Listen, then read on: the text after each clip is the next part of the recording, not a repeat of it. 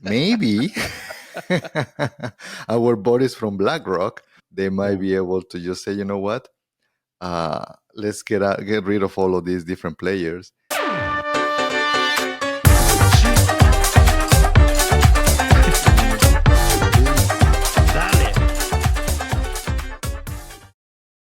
So now let's move to crypto. Yeah. There is more drama there, man. Man, there's always drama in crypto.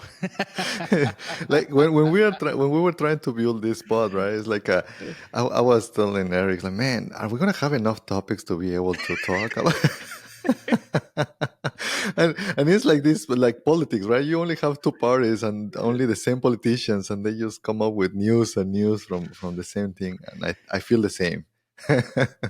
So Yeah, exactly. Well, there is this company called Binance, and we are a crypto head, right? We really like crypto, and we have been like 10 years plus in the industry. And you see some of these big players like Binance.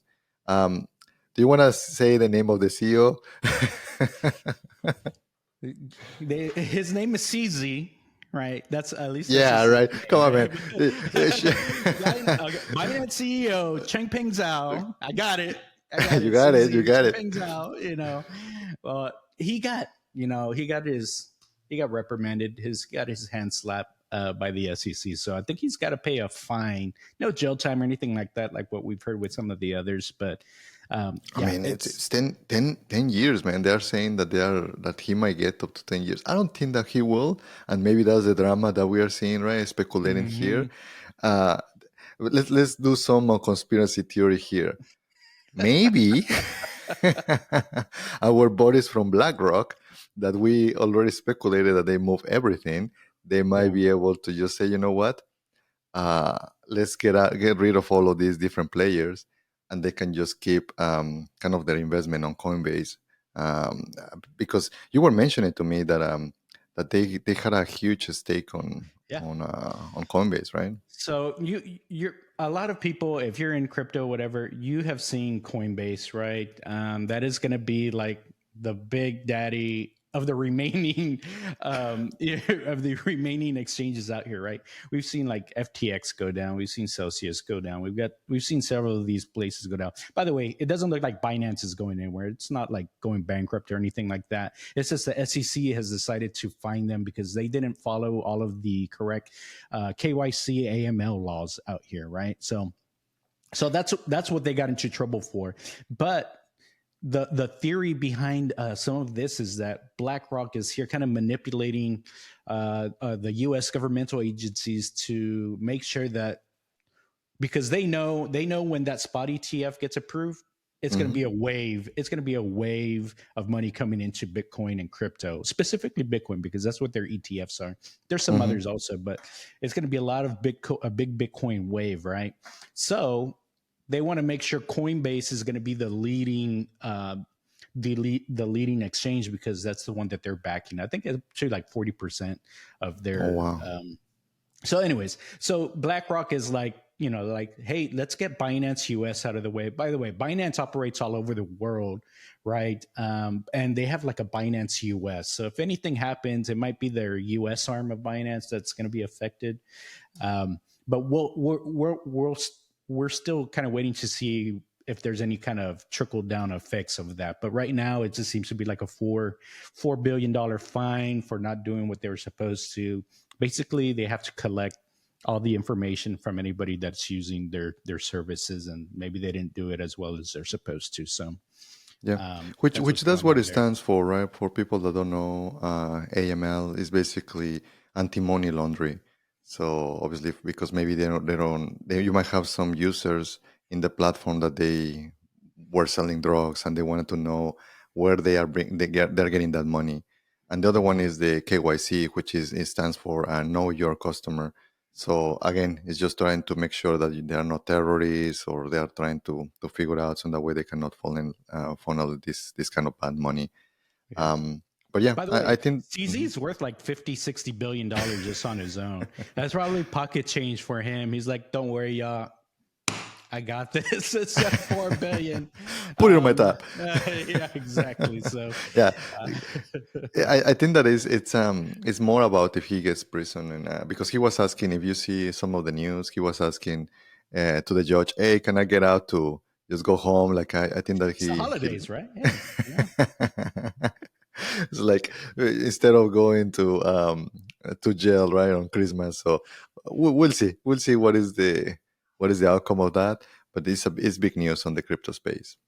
yeah, definitely. Well, either way, he ended up stepping down, right? So he's not the leader anymore there at Binance. I think that's one of the concessions he's made. Is like, you know what?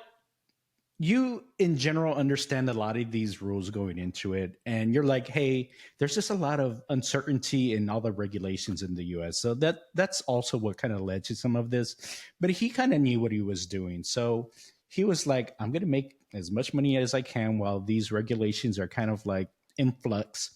He knew this was coming. He probably had this plan. He knew that his time was short. He's like, you know what, I'm going to take out SBF, FTX on my way out. So, I can get some of their funds and things like that. So I think SBF, Sam Bankman-Fried, the guy that's going to jail for like up to 120 years with the FTX scandal, like just 120 years. Right? He was trying to get CZ to buy FTX, but CZ like, I don't think so, man. That's not going to happen. I know what's going on over there because more than likely CZ had something to do with it. Yeah. The same way that we think BlackRock has something to do with Binance, I think CZ had something to do with what happened with FTX. So it's just a big circle, and the money is going to kind of move around. But in the end, BlackRock's the big daddy. They know what they're doing. They've done this 1,000 times, right? They're going to be the big winners here. CZ from Binance is, he's like, okay, you know what? I'll pay the fine. I'll step down as CEO. Hopefully we're not doing jail time. I'm going to go back home, chill with my homies, and we're done. And he made his money, and he can do whatever he wants after that. Yeah. I mean, he can spend his life with all of the billions that he has remaining. It's like, and I think that, I mean, we have been here in the industry for a while, right? And do you remember this company, Empty Gox, like literally 10 years ago almost? They were the original big daddy in the crypto scene. Yes, and they were about moving 80% of the all of the Bitcoin in circulation in that time. It was passing through that exchange. It was very, very hard for people before Coinbase to be able to buy Bitcoin. You have to mine it basically, or just like there was another company called Bitcoin Local, if I remember. Bitcoin Local, Bitstamp. There's quite a few of them. Mm-hmm. But they were all small time operations. Very small ones in that time. So basically, what happened with that company, Empty Gox, they originally they were to be able to trade cards, and that's because they already have an exchange. They changed it to be able to exchange crypto.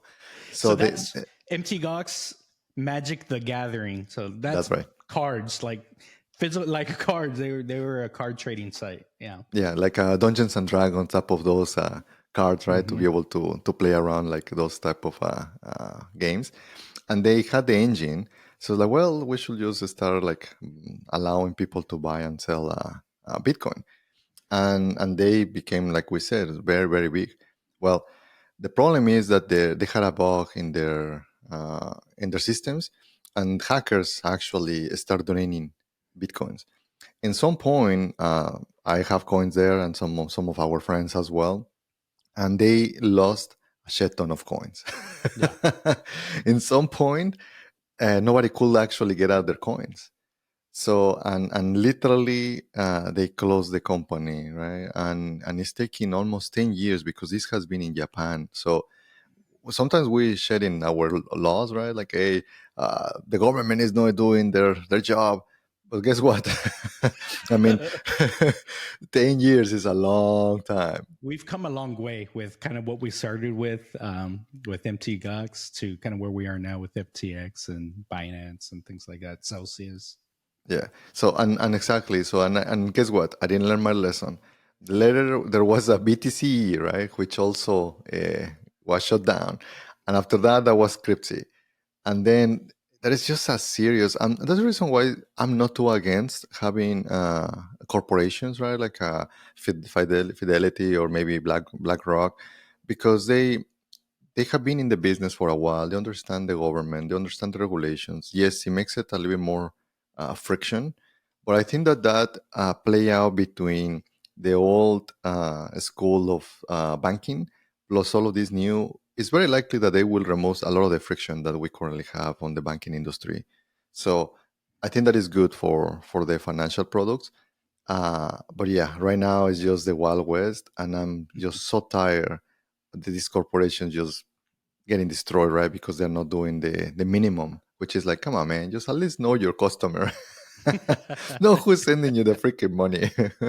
Yeah, that's true. And yeah, these big players are going to at least know the minimums. But, even they're not immune to this stuff, right? We've seen bank collapses, for a very, very long time. We all know that the current system also has issues with following the rules and things like that. And that's why there's all these regulatory bodies that exist, because they need to be doing auditing, things like that. That's what's going to keep us, at least for the most part, afloat. Of course, Bitcoin itself has some built-in, I guess, safeguards, especially if you're holding your own coins and things like that, where you will be immune to some of that. But I think it'll be a good mix of the old and the new moving forward.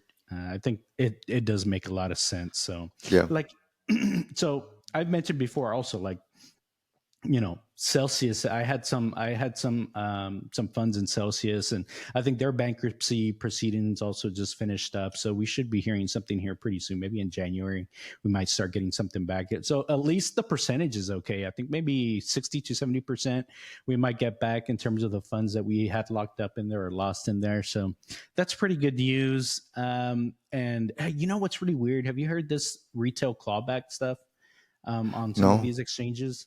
So like, no. if you saw what was coming, right? You're like, Uh-huh. hey, they're getting pretty slow on returning funds and things like that. And you're like, this looks fishy. I'm taking my money out, and then like a couple weeks later, it goes bankrupt. They're doing retail clawback. So as part of like the bankruptcy proceedings, the lawyers are actually getting that money back from people that took it out. So I'm like, oh wow, that's pretty That's kind crazy. of, So yeah, that's kind of weird though, because maybe they're doing it because they feel that you have some insider information. could be. Mm-hmm. But it doesn't make sense, to be honest, because like if you were able to see it, um, I don't know, it's a very hard pill to swallow for me, because you are able to dodge the bullet, but like, no, no, no, you have to to be Like, here in order for me to shoot you. that's a little coincidental, buddy. Let's get that money back. I'm sure there's some stipulations around it, right? Like if it Hmm. was a certain amount or whatever the case is, right? But yeah, it's pretty interesting. So, so I mean, it helps a lot of people. But I guess it's a way of getting some of those funds back from the general public and then like redistributing it. So I don't know Yeah. how that's going to work exactly, but There is they're trying something to make interesting. people whole.